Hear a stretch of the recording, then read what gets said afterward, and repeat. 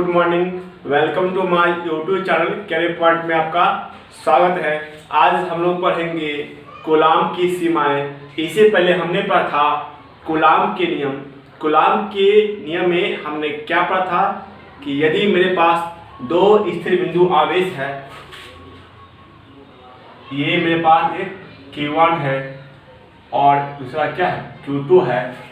ये दो स्थिर बिंदु आवेशों को r दूरी पे रखा जाता है तो इन दोनों आवेशों के बीच एक बल कार्य करता है। उस बल को बोलते हैं कूलम बल अथवा विद्युत बल। कूलम साहब ने बताए थे कि यदि दो स्थिर बिंदु आवेश हो और इस दोनों स्थिर बिंदु आवेशों को r दूरी पे रखा जाता है तो इस दोनों आवेशों के बीच में एक बल कार्य करता है। उस बल को बोलते हैं कूलम बल। वो बल क्या होते हैं? तो वो बल होते हैं इस दोनों आवेशों के अर्थात Q1 और Q2 के गुणनफल के क्या होते हैं? समानुपाती होते हैं। अर्थात F समानुपाती Q1 इंटू Q2। ये मेरा फर्स्ट नियम था कूलम साहब का।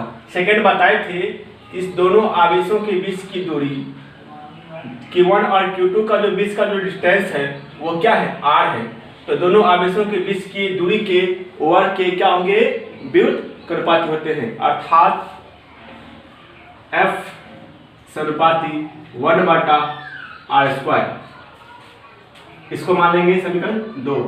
उसके बाद समीकरण 1 और 2 को मिलाए थे तो हमें मिला था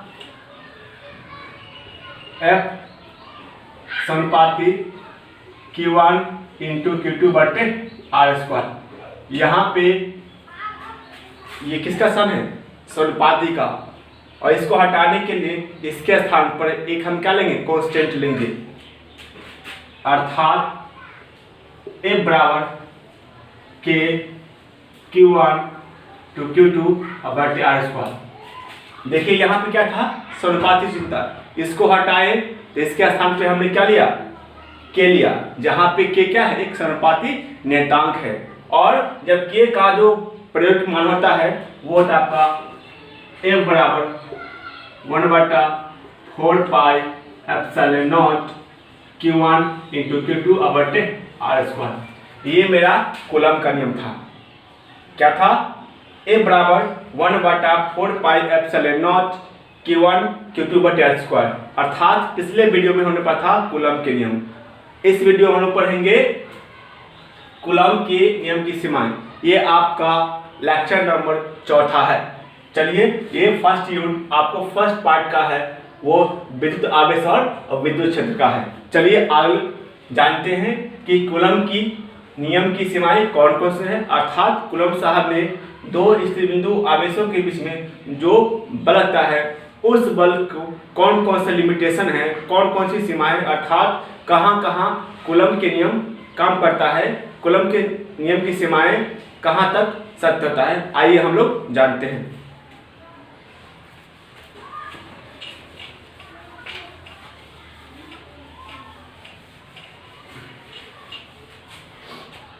देखिए, अर्थात limitation of Coulomb's law, coulomb की सीमाएं। तो कूलम की सीमाएं में सबसे जो पहला पॉइंट है कहता है कि यह केवल दो स्थिर बिंदु आवेशों के बीच मान्य होता है। कहने का मतलब यह हुआ कि कूलम का नियम वहां काम करेगा जहां पे आवेश कैसा हो? स्थिर हो। आवेश कैसा हो? स्थिर हो। अर्थात आवेश में कोई मूवमेंट न हो। अर्थात आवेश किस अवस्था में हो? अविराम की अवस्था में हो। दूसरा कहता है कि यह केवल बिंदुवत आवेशों के लिए मान्य होता है। अर्थात कूलम साहब ने दो स्थिर बिंदु आवेशों के लिए, अर्थात दो स्थिर बिंदु आवेशों के बीच में जो बल लगता है उस बल के लिए आवेश को क्या मानते थे? 0.4 मानते थे। 0.4 अर्थात बहुत ही छोटा आवेश, बहुत ही सूक्ष्म आवेश माने थे। और वो कैसा आवेश होना चाहिए? कैसा आवेश? स्थिर आवेश। अर्थात आवेश कैसा हो? विराम हो। तो कहने का मतलब यह हुआ कि कूलम का नियम वहां काम करेगा जहां पे आवेश कैसा हो? स्थिर हो और साथ में आवेश कैसा हो, बिंदुवत हो, अर्थात आवेश बहुत ही छोटा हो। यानी कहने का मतलब यह हुआ कि कूलम का नियम जो है दो स्थिर बिंदु आवेशों के लिए ही मान्य होता है। तीसरा, कूलम का नियम गतिमान आवेशों के लिए मान्य नहीं होता है। अर्थात कूलम का नियम जो है गतिमान आवेश, गतिमान आवेश का मतलब यह हुआ कि आवेश कैसा हो, गतिशील हो। और आपको पता है कि यदि कोई आवेश क्या हो, गतिमान हो, गतिशील हो, ठीक है, तो वो क्या उत्पन्न करता है, आपका इलेक्ट्रिक फील्ड के साथ साथ मैग्नेटिक फील्ड भी उत्पन्न करता है। अर्थात एक गतिमान आवेश जो है चुंबकीय क्षेत्र को उत्पन्न करता है और एक स्थिर बिंदु आवेश जो है केवल विद्युत क्षेत्र को उत्पन्न करता है। इसलिए कह सकते हैं कि कूलम का नियम जो है, कूलम के नियम के लिए आवेश जो है कैसा होना चाहिए, स्थिर, यानी कि आवेश विराम होनी चाहिए। और नेक्स्ट पॉइंट बताए थे कि दो स्थिर बिंदु आवेशों के बीच की दूरी कम से कम 10⁻⁻15 मीटर तक होनी चाहिए। अर्थात कहने का अर्थ हुआ कि यदि दो स्थिर बिंदु आवेश हैं, Q1 है और Q2 है, और इसकी दूरी क्या है, R है, तो यह Q1 और Q2 का जो डिस्टेंस है वो कम से कम आपको जो है 10⁻15 मीटर तक होनी चाहिए। क्यों? क्योंकि आपको पता है कि 10⁻15 मीटर जो है वो किसकी, नाभिक की त्रिज्या होती है। और नाभिक में क्या क्या होता है, न्यूट्रॉन और प्रोटॉन होते हैं। इलेक्ट्रॉन का होता है तो नाभिक के चारों तरफ कक्षा में घूमते रहते हैं। तो कह सकते हैं यदि 10⁻15 मीटर से दूरी कम होगा, Q1 Q2 का अगर डिस्टेंस जो है 10⁻15 मीटर से अगर कम होता है तो वहां पे कूलम का नियम काम नहीं करता है। अर्थात वहां पे कूलम का नियम अशक्त रहता है। तो कह सकते हैं कि दो स्थिर बिंदु आवेशों के बीच की दूरी के लिए कम से कम दोनों आवेशों का डिस्टेंस जो है कितना, 10⁻15 मीटर तक होनी चाहिए। चलिए इसको हो गया, इसको नोट कीजिए और चलते हैं नेक्स्ट पॉइंट की ओर।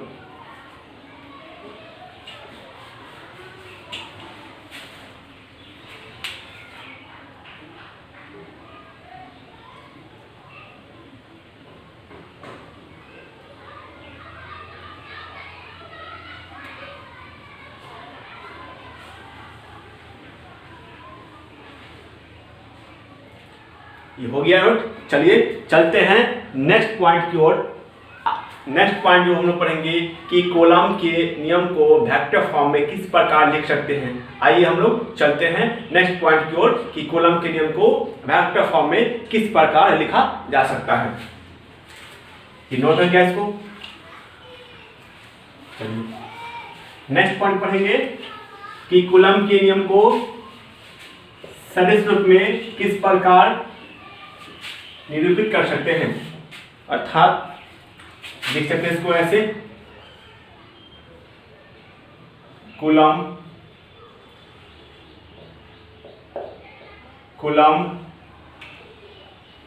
के नियम का सदिश रूप, कूलम के नियम का सदिश रूप, अर्थात वेक्टर फॉर्म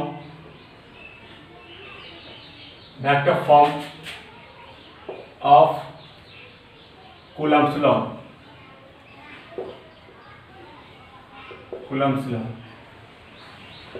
नेक्स्ट पॉइंट पढ़ेंगे, क्या पढ़ेंगे कि कूलम के नियम का सदिश रूप अर्थात vector form of Coulomb's law, यानी कूलम के नियम को वेक्टर फॉर्म में किस प्रकार लिख सकते हैं। कूलम का नियम हमने क्या पढ़ा था, अभी पढ़े हैं, F बराबर क्या आता है 1/4 pi epsilon not Q1 Q2 R²।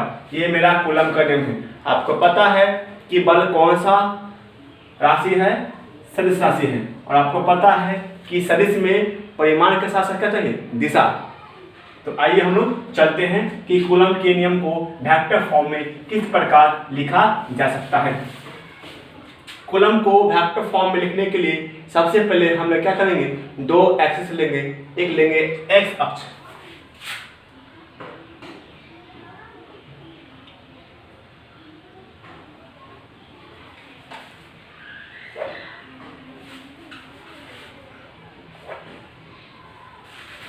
दो एक्सिस लेंगे, एक लेंगे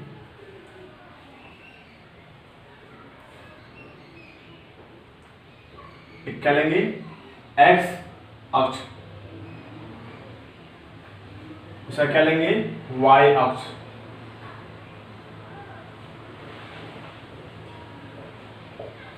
क्या करेंगे, कूलम के नियम को वेक्टर फॉर्म में लिखने के लिए क्या करेंगे, करना पड़ेगा हमको, दो लिए एक्स, एक लेंगे एक्स अक्ष, दूसरा वाई अक्ष, इसका क्या मान लेंगे ओरिजिनल पॉइंट को मान लेंगे, और यहाँ पे दो क्या लेंगे स्टैटिक चार्ज अर्थात पॉइंट चार्ज, एक को मानेंगे Q1 और सब को मानेंगे Q2। चलिए अब यहाँ से इस Q1 से O का क्या निकाले, पता करें हम लोग पोजीशन वेक्टर निकाल लें। तो ये मेरा जो है ये Q1 है, अर्थात O से Q1 का जो पोजीशन वेक्टर है वो हम लोग क्या मानेंगे R1 वेक्टर। उसी प्रकार Q2 से O का क्या होगा, कौन सा वेक्टर, पोजीशन वेक्टर, उसको हम लोग लेंगे R2 वेक्टर। देखिए क्या किए, Q1 और Q2 मेरे पास दो स्थिर बिंदु आवेश है, जहां से Q1 से O का जो पोजीशन वेक्टर है वो मान लेंगे R वेक्टर। उसी प्रकार Q2 से O का जो वो क्या मेरा है, वो है मेरा ओरिजिनल पॉइंट से Q2 का जो स्थिति सदिश है उसको मान लेंगे R2। अब क्या करेंगे, इस लाइन Q1 और Q2 को ज्वाइन कर लेंगे एक लाइन से। चलिए हो गया। अब देखिए मेरे पास दो क्या करेंगे यहाँ पे कि Q1 और Q2 मेरे पास दो स्थिर बिंदु आवेश है जिसकी स्थिति सदिश R1 वेक्टर और R2 है, जहां Q1 से O का जो पोजीशन वेक्टर है वो R1 है। उसी प्रकार Q2 से O का जो कौन सा वेक्टर है पोजीशन वेक्टर वो R2 है। पोजीशन वेक्टर क्या होता है, एक ऐसा वेक्टर जो किसी पॉइंट को, किसी वस्तु को स्थिति पता किया जाता है। चलिए देखिए कूलम के नियम के हिसाब से यहाँ पे Q1 और Q2 दो स्थिर बिंदु आवेश है, तो हम जानते हैं कि दोनों आवेश एक दूसरे पे इलेक्ट्रिक फोर्स लगाएंगे। तो देखिए यहाँ पे जब हम लोग Q1 से Q2 को जाएंगे, जब Q1 से Q2 को जाएंगे तो Q1 से और Q2 का जो डिस्टेंस होगा वो आपको हो जाएगा R21 वेक्टर। उसी प्रकार जब Q2 से Q1 की तरफ आएंगे तो मेरा जो Q1 और Q2 का जो डिस्टेंस बनेगा वो आपको मिल जाएगा R12 वेक्टर। चलिए अब Q1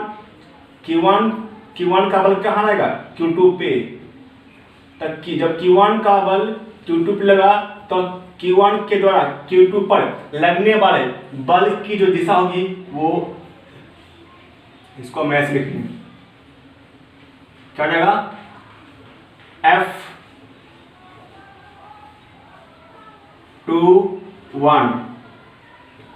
F21 का मतलब यह हुआ कि पहले आवेश Q1 के द्वारा Q2 पर लगने वाला बल, अर्थात बल कहाँ रहा है 2 पे, तो यहाँ पे लिखेंगे 2, और किसके द्वारा, Q1 के द्वारा, तो लिखेंगे 1। तो F21 का मतलब हुआ कि पहले आवेश Q1 के द्वारा Q2 पर लगने वाला बल। उसी प्रकार Q2 भी कहाँ बल आएगा, Q1 पे, तो उसको इस तरह लिख सकते हैं यहाँ पे ऐसे, क्या हो जाएगा, वो हो जाएगा मेरा F12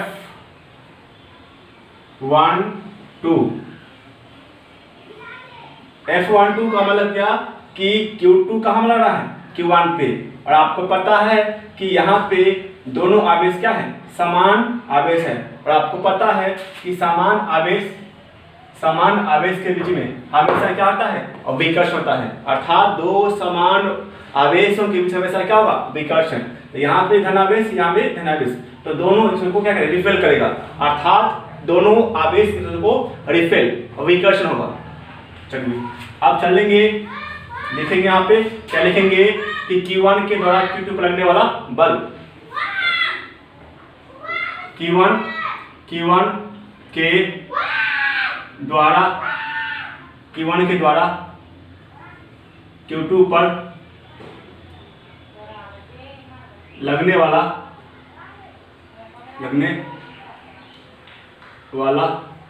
विद्युत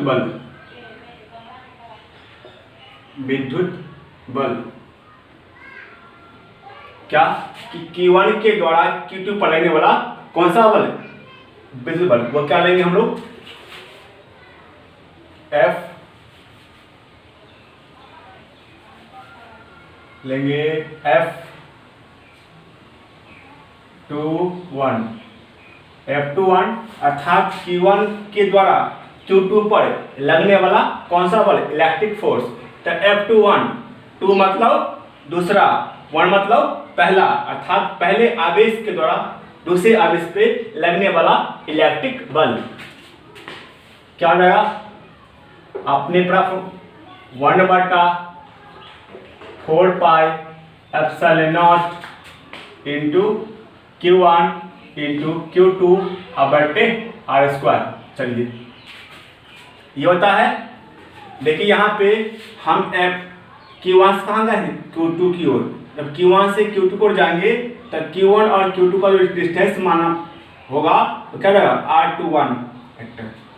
तो यहाँ पर R² के समय क्या लेंगे हम लोग, R21 वेक्टर का स्क्वायर, और आपको पता है कि बल कौन राशि है, सदिश राशि है, तो इसमें परिमाण और दिशा दोनों होंगे, तो इसके लिए एक अंक सदिश हम लोग क्या लेंगे, R21 कैप। ये R21 कैप क्या है, एकांक सदिश, जो एकांक सदिश दिशा को शो करता है, किसको, दिशा को, अर्थात बल की दिशा को। ये मेरा परिमाण हो गया, ये मेरा क्या हो गया, दिशा हो गया। चलिए इसको आगे बढ़ाते हैं, क्या जाएगा, F21 वेक्टर बराबर 1/4 pi epsilon not into Q1 into Q2 R21 vector का स्क्वायर। देखिए, और आपने R21 है, और आपने पढ़ा होगा कि एकांक सदिश अर्थात ए कैप पढ़ा क्या होता है, ए वेक्टर बटे मॉड ऑफ ए वेक्टर। ये एकांक सदिश का परिभाषा है, अर्थात ए कैप क्या होता है, ए वेक्टर बटे मॉड ऑफ ए वेक्टर। तो यहाँ पे हम लोग लिख सकते हैं ऐसे, क्या लिखेंगे यहाँ पे, R21 कैप बराबर क्या लिखेंगे, R21 वेक्टर बटे R21 वेक्टर का मॉड, इसको लिख सकते हैं ऐसे। चलिए लिख देते हैं, क्या लिखेंगे यहाँ पे, R21 है तो क्या लेंगे यहाँ पे, लिख सकते हैं आपको R21 वेक्टर बटे मॉड ऑफ R21 वेक्टर। चलिए इसको पावर नहीं करना पड़ेगा, देखते हैं। चलिए इसको पूरा हल करते हैं, क्या मिलेगा यहाँ पे, F21 वेक्टर बराबर 1/4 pi epsilon not into Q1 Q2। देखिए यहाँ पे स्क्वायर है, यहाँ पे एक है, आधार समान हो, क्या करते हैं, पावर को आधार समान हो नहीं, अब गुना में है तो दोनों पावर के साथ जोड़ लेंगे, ऐड कर लेंगे। तो यहाँ पर 2 है, यहाँ पर 1 कितना, 2 + 1 3 हो जाएगा। यहाँ लिखेंगे हम ऐसे, R21 वेक्टर इंटू 3 के पावर, और इंटू क्या में है, R21 वेक्टर। चलिए ये मेरा निकल गया एक फॉर्मूला यहाँ से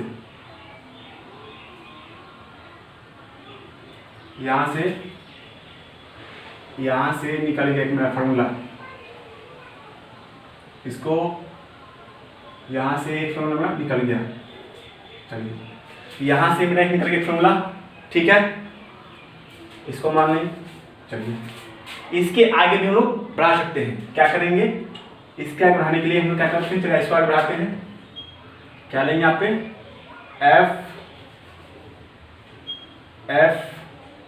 f(1) वेक्टर बराबर 1/4πε0 इंटू Q1 इंटू Q2 बटे, देखिए यहाँ पे इसको 1 कर देते हैं। चलिए हो गया। और आपने त्रिभुज के सदिश देखिए यहाँ पे देखिए, पहले हमने क्या किया, ये इस अर्थात O से R1 का ये डायरेक्शन है, सर से उससे फिर कहाँ गया, पहले कहाँ गया, O से Q1 था, फिर Q1 कहाँ, Q2 तक। तो क्या करें यहाँ पे, अगर वेक्टर त्रिभुज के वेक्टर एडिशन का अपने नियम प्रकार तो क्या होते हैं यहाँ पे, चलिए इसको लिख सकते हैं। यहाँ पे क्या जाएगा, यहाँ पे O Q1 पहले कहाँ गए, पहले O से कहाँ गए हैं, Q1 की तरफ, फिर कहाँ गए, Q1 से Q तरफ। तो त्रिभुज के वेक्टर लॉ के हिसाब से यहाँ पे लिख सकते हैं, क्या लेंगे, R1 वेक्टर प्लस फिर Q1 कहाँ गए हैं, Q2 की तरफ गए हैं, तो क्या लेंगे यहाँ पे R2 1 वेक्टर बराबर ये क्या लेगा R2 वेक्टर। चलिए अब क्या यहाँ पर करेंगे हम लोग, R2 1 को बाहर निकालेंगे, तो R2 1 वेक्टर बराबर क्या मिलेगा यहाँ पे R2 वेक्टर घटे R1 वेक्टर। तो यहाँ पे R2 1 वेक्टर के स्थान पे हम लोग क्या लिखेंगे, R2 1 vector minus R1 vector लिख सकते हैं। यहाँ पे लिख लेते हैं, क्या लिखेंगे यहाँ पे, देखिए तो R2 वेक्टर घटे R1 वेक्टर इनटू, देखिए यहाँ पे क्या है, R2 1 है, तो R2 1 के स्थान, R2 1 वेक्टर के स्थान पे क्या लेंगे, R2 vector minus R1 vector लिखेंगे। यहाँ पे क्या लेंगे, R2 vector minus R1 vector. इस तरह से निकल गया मेरा ये,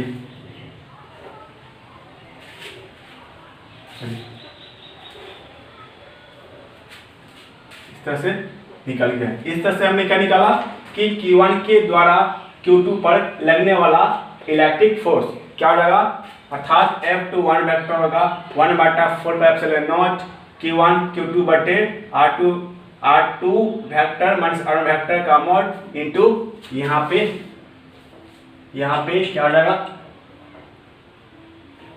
R2 vector minus R1 vector, क्योंकि आपको पता है कि R2 1 वेक्टर हो गया, R2 vector minus R1 vector त्रिभुज के सदिश के नियम हम लोग यहाँ पे जान लेते हैं। चलिए इसको नोट कीजिए, उसको आगे चलते हैं,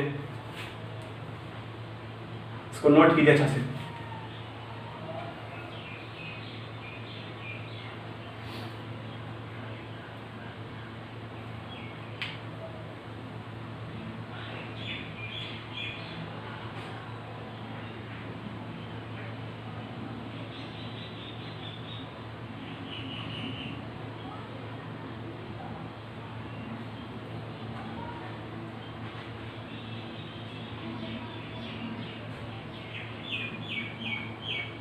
चलिए नोट हो गया, चलिए इतना नोट हो गया। अब आगे चलते हैं। अभी जो हम निकाले हैं, क्या निकाले हैं कि Q1 के द्वारा Q2 पर लगने वाला इलेक्ट्रिक फोर्स। अब निकालेंगे कि Q2 के द्वारा Q1 पे लगने वाला इलेक्ट्रिक फोर्स। चलिए इसको हम लोग, इतना हो गया तो आगे नेक्स्ट चलते हैं, इसको साफ करते हैं।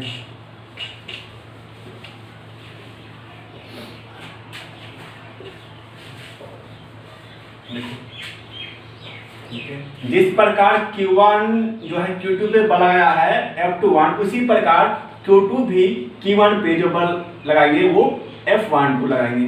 लिखेंगे यहाँ पे क्या लिखेंगे कि Q2 के द्वारा Q1 पर लगने वाला लगने वाला विद्युत बल।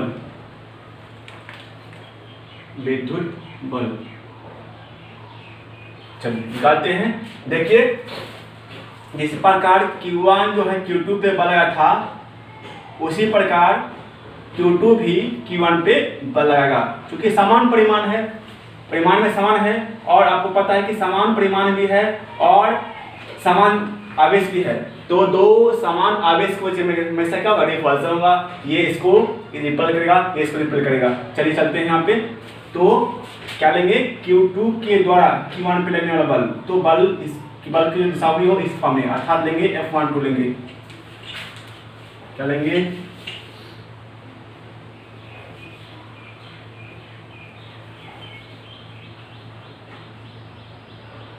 F12 vector. फिर यहाँ क्या करेंगे, कूलम के नियम को अप्लाई करेंगे। क्या होगा, 1/4 pi epsilon not into Q1 Q2 बटे R²। फिर इसको आगे बढ़ाएंगे, क्या मिलेगा, F12। देखिए यहाँ पे F12 का मतलब क्या हुआ, F12 का मतलब यह हुआ कि Q2 के द्वारा लगने वाला बल किस पे, Q1 पे, अर्थात F12 का मतलब हुआ कि आवेश Q के द्वारा Q1 पे लगने वाला बल। एक बात हमेशा ख्याल रखना कि जिस पर बल लगता है उसको लिखते हैं पहले, और जिसके द्वारा बल लगता है उसको लिखते हैं बाद में। अर्थात Q2 के द्वारा किस पर लग रहा है, Q1 पे, तो जिस पे बल लगता है पता है 1 पे, तो 1 को लिखेंगे पहले, और किसके द्वारा, Q2 के द्वारा ना, लिखेंगे Q2। हो गया, लिखते हैं F12 बराबर क्या लेंगे, 1/4 pi epsilon not into Q1 into Q2 बटे। देखिए यहाँ पर आयस पढ़ना है, तो जब हम लोग Q2 से Q1 की तरफ जाएंगे, जब Q2 से Q1 की तरफ जाएंगे, तब Q2 और Q1 का जो डिस्टेंस होगा वो हम लोग क्या मानेंगे, R12। चलिए क्या लेंगे, R12 वेक्टर का स्क्वायर, और बल का दिखाएंगे डायरेक्शन, तो हम लेंगे R12 कैप। कर लिए, हो गया। चलिए इसको पूरा करते हैं, आगे बढ़ाते हैं। F12 वेक्टर बराबर क्या जाएगा, 1/4 pi epsilon not into Q1 into Q2 बटे कितना है, मॉड ऑफ R12 वेक्टर का स्क्वायर इंटू, फिर निकालेंगे एक आंख से समस्या क्या लगे, n कैप बराबर क्या जानते हैं, n वेक्टर बटे मॉड ऑफ n वेक्टर। उसी प्रकार यहाँ पे क्या है, R12 कैप का है, कैसे करें इसको लिखेंगे, R12 कैप बराबर क्या मिलेगा हमको, R12 वेक्टर बटे मॉड ऑफ R12 वेक्टर। अर्थात इसके स्थान पे हम इसको लिख सकते हैं, क्या लिखेंगे, देखिए तो क्या है, R12 वेक्टर बटे मॉड ऑफ R12 वेक्टर। चलिए इसको पूरा को हल कर देते हैं, आगे इसको लिख सकते हैं, क्या मिलेगा, F12 वेक्टर बराबर क्या जाएगा, 1/4 pi epsilon not into Q1 Q2, फिर मल्टीप्लाई कर लेंगे, इसको एक माना यहाँ पे पावर है, दोनों पावर को ऐड कर लेंगे, घात को एक साथ जोड़ लेंगे, क्योंकि आपको पता है कि a के पावर m गुणे a के power n, am plus n होता है। आधार समान हो और पावर किसमें है, गुणा में है, तो दोनों पावर एक साथ जोड़ लेंगे। क्या होगा, इसका पावर ऐड करेंगे, 2 + 1 3 हो जाएगा। इसको R12 वेक्टर का क्यूब इंटू क्या हो जाएगा आपका R12 वेक्टर हो गया। चलिए सेम उसी प्रकार हम क्या निकालते हैं R21 वेक्टर क्या निकालते हैं R2 vector minus R1 vector. उसी प्रकार अगर आपका R12 हो तो हम लोग क्या निकालेंगे, यहाँ पे 2 पहले था 1 बाद में था तो यहाँ के R2 माइनस R1 लिखे थे, यदि यहाँ पे 1 पहले है 2 बाद में है, लेकिन इसको R1 vector minus R2 vector इसको लिख सकते हैं। वेक्टर के लॉ के हिसाब से हम लोग जानते हैं। तो यहाँ पे इसको हम लोग क्या लेंगे F12 वेक्टर बराबर 1/4 pi epsilon not into Q1 Q2 बटे F क्या है R12 वेक्टर ना है, तो R12 वेक्टर के हम क्या लेंगे R1 vector minus R2 vector क्या लेंगे R1 vector minus R2 vector का मॉड खारिज कर लेंगे। उसी प्रकार R12 है क्या लेंगे, यहाँ पे लेंगे हम लोग R1 vector minus R2 vector. चलिए ये निकल गया सेकंड क्वेश्चन, ये निकल गया मेरा सेकंड क्वेश्चन।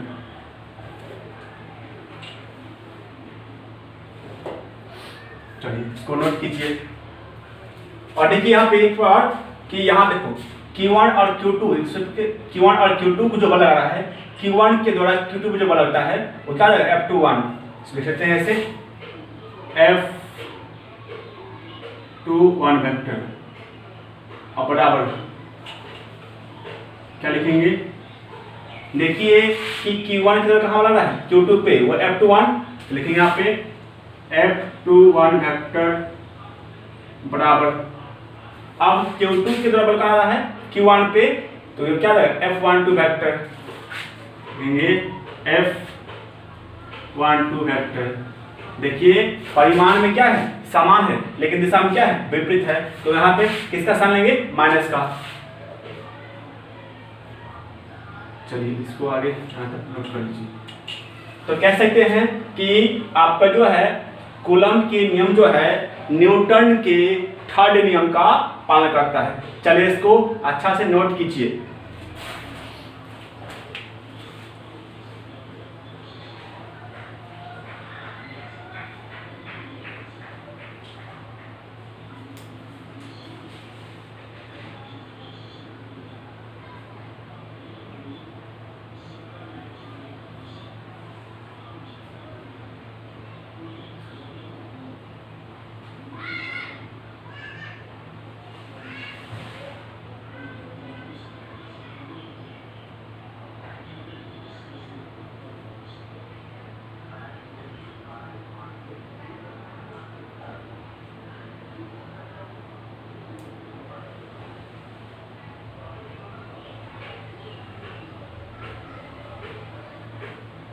चलिए नोट हो गया। चलिए इस प्रकार हम लोग मिलेंगे नेक्स्ट वीडियो में। नेक्स्ट इसके बाद ये अच्छा से नोट हो गया, इसके बाद मिलते हैं नेक्स्ट वीडियो में। अगर वीडियो अच्छा लगे तो लाइक करें, शेयर करें और सब्सक्राइब करें। Thank you.